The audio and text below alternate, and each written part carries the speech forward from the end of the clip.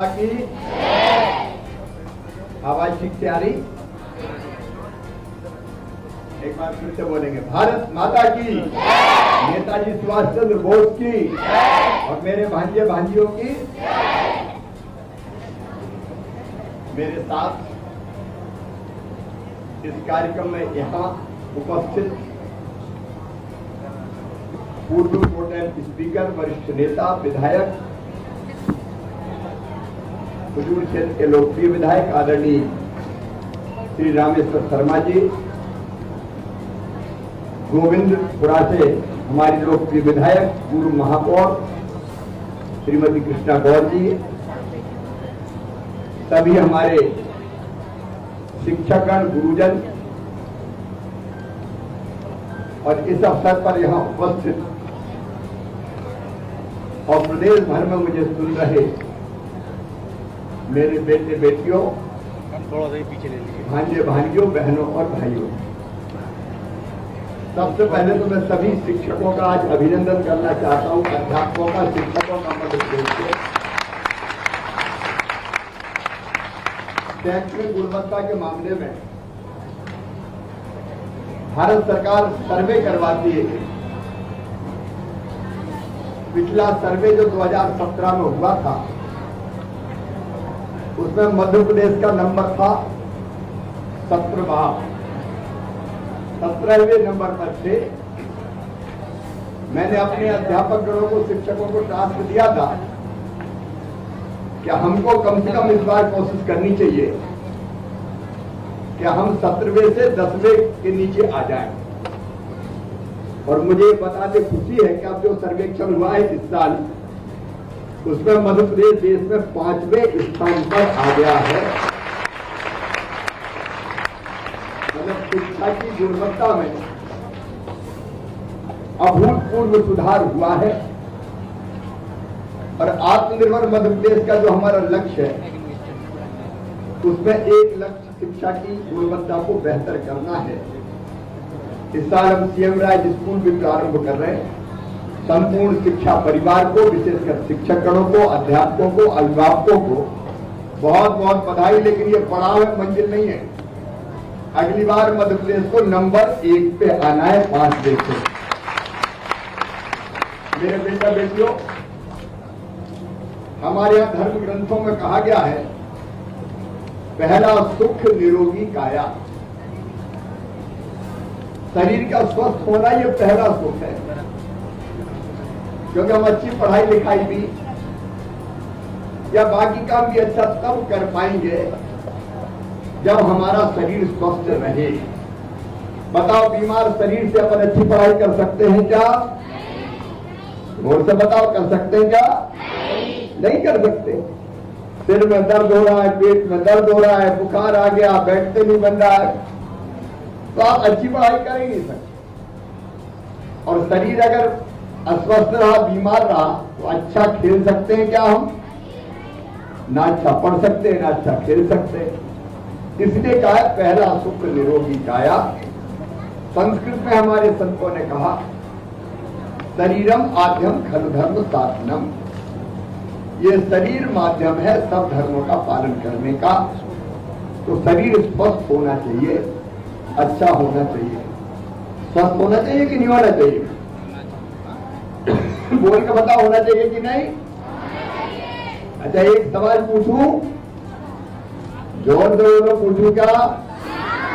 बताओ, आप में से कोई योग या सूर्य नमस्कार करता है? करता हो तो हाथ उठाओ।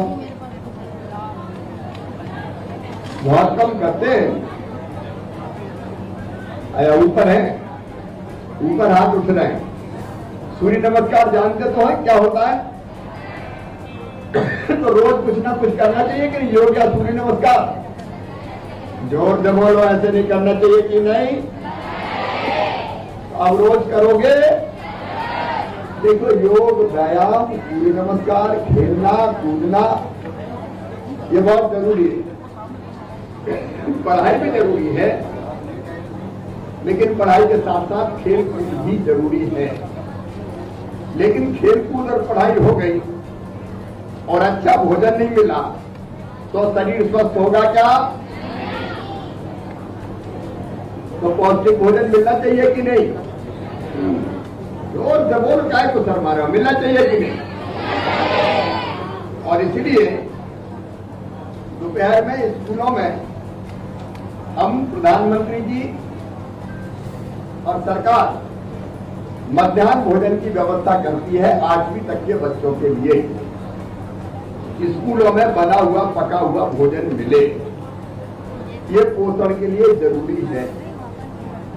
लेकिन और पोषण आहार जुड़े, इसलिए हमने एक योजना बनाई। इस बार स्कूलों में कई बार प्रोटीन की कमी होती है शरीर में, और प्रोटीन भी जरूरी होते हैं, विटामिन भी जरूरी होते हैं, अलग अलग चीजें जो चाहिए तत्व शरीर को वो जरूरी होते हैं। तो कोई मुझे बताएगा प्रोटीन काय में पाया जाता है? जोर से बताओ, काय में? दूध में भी पाया जाता है, दही में भी पाया जाता है, लेकिन अगर हम अनाज में कहें तो सबसे ज्यादा काय में पाया जाता है? दाल में पाया जाता है। और इसलिए हमको लगा कि अपने बच्चों को, बेटे बेटियों को प्रोटीन ज्यादा मिलना चाहिए, और इसलिए आज ये मूंग दाल का वितरण शुरू कर रहे हैं। जो 5वीं तक बच्चे, पहली क्लास से 5वीं क्लास तक, उनको 5 किलो चाहिए, उनको 10 किलो मूंग दाल का बैग दिया जाएगा। अभी 3 को तो हमने दिया, लेकिन चिंता मत करना, सबको मिलेगा। और स्कूलों के बाद ये राशन की दुकानों पर मिलेगा। जो परिवार राशन की दुकानों से राशन लेते हैं, राष्ट्रीय खाद्यान्न सुरक्षा अधिनियम के अंतर्गत आते हैं, और जो राशन की दुकानों से राशन नहीं लेते, उसमें स्कूल प्रमाणीकरण करके देगा, उसी पर से राशन की दुकानों से ये मूंग दाल का वितरण होगा। तो 5वीं तक के बच्चों को 10 किलो, और 6वीं से लेकर 8वीं तक के बच्चों को 15 किलो मूंग दाल दी जाएगी। अब ये मूंग दाल दी तो आप क्या करोगे इसका? बोलो ना, क्या करोगे? दाल बना के खाएंगे। अब देखो, मूंग के कई उपयोग है। एक, दाल बना के खाना। एक मैं रोज खाता हूं, लेकिन कैसे खाता हूं पता है? एक मुट्ठी मूंग अच्छी साफ करके एक बर्तन में पानी डाल के उसमें शाम को गला देते हैं, और केवल शाम को नहीं, कपड़े में और अगर उसको बांध देते हैं तो गलने के बाद उसको अंकुरित हो जाती है 2 दिन में। तो मैं अंकुरित मूंग खाता हूं। अंकुरित मूंग जो रहती है उसकी पौष्टिकता और बढ़ जाती है और ज्यादा उपयोगी हो जाती है। इसलिए आप दाल बना के खा सकते हैं। आप चाहें तो रात को आप मम्मी पापा से कहें कि मूंग भिगो के गीले कपड़े में बांध के रख दें, और जब अंकुरित हो जाए तो अंकुरित खा सकते हैं। अब अंकुरित मूंग अकेली खाओ तो कभी कभी खाने में बहुत अच्छी नहीं लगती, मुझे तो अच्छी लगती क्योंकि टेस्ट मेरा डेवलप हो गया। लेकिन उसको और टेस्टी बनाना हो, उसमें थोड़ा सा नमक, बाकी मसाला, कोई प्याज खाता हो तो प्याज काट के डाल दे, हरी मिर्च डाल दे, और बाकी मिला मिलू कर खाए तो वो टेस्टी भी बहुत अच्छी हो जाती है। और नींबू और 1-2 बूंद नींबू की डाल दो तो और स्वादिष्ट हो जाती है। तो शानदार नाश्ता अपना हो जाता है मूंग का नाश्ता। मैं तो रोज करता हूँ, दुबला पतला हूँ लेकिन काम खूब करता हूँ। तुम्हें पता है सवेरे कितने बजे से मेरी मीटिंग शुरू होती है? कितने बजे से? देखो, पहली मीटिंग में 6:30 बजे करता हूँ, रोज कलेक्टरों की क्लास लेता हूँ। तो सवेरे 6:30 बजे मेरी पहली मीटिंग शुरू हो जाती है। तो कल्पना करो, उसके पहले तैयार मैं कब होता हूँगा, कब उठता हूँगा। अगर पौष्टिक और ऐसा भोजन हम करें जो शरीर के लिए लाभकारी हो, तो हमारे शरीर की शक्ति को भी बढ़ाता है।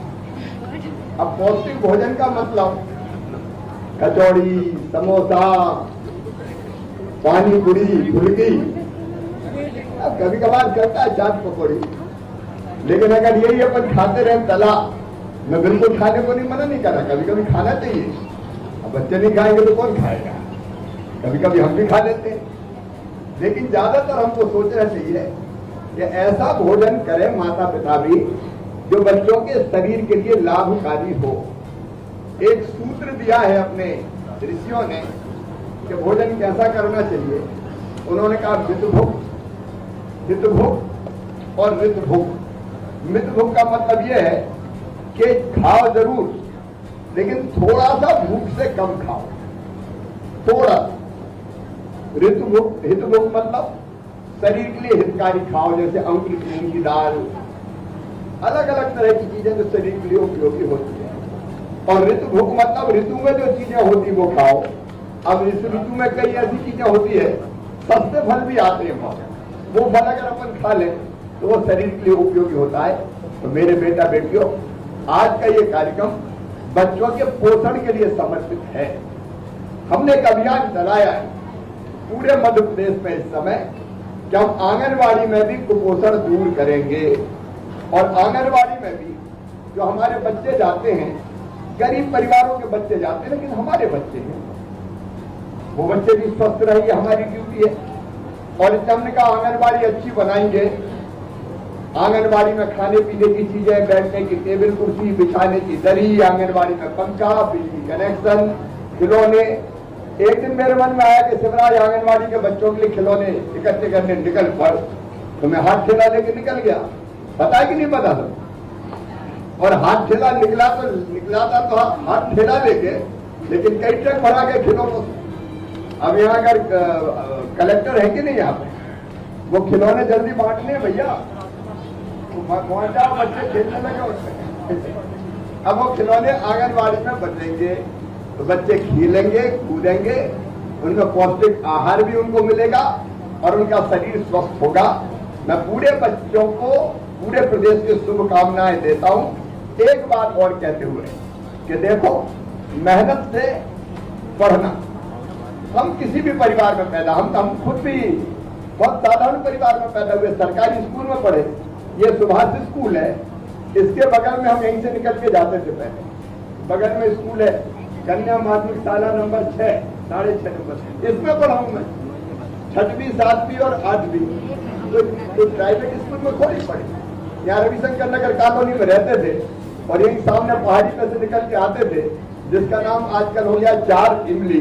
पहले इसका नाम 4 इमली थोड़ी था, इसका नाम चोर इमली था पहले। यहीं से निकल के हम आते थे। बाद में मकान बन गए अफसरों के, तो उसका नाम 4 इमली रख दिया गया। तो इन्हीं पहाड़ियों में से निकल के हम आते थे और इस स्कूल में जाते थे। फिर 9वीं 10वीं और 11वीं हम पढ़े यहाँ पे मॉडल स्कूल में। इस पहाड़ी पे क्रिकेट भी खेलते थे, कई बार लड़ाई झगड़े भी हो जाते थे। उस जमाने में लूना क्लब और अपोलो क्लब, 2 क्लब बने हमारी कॉलोनी में।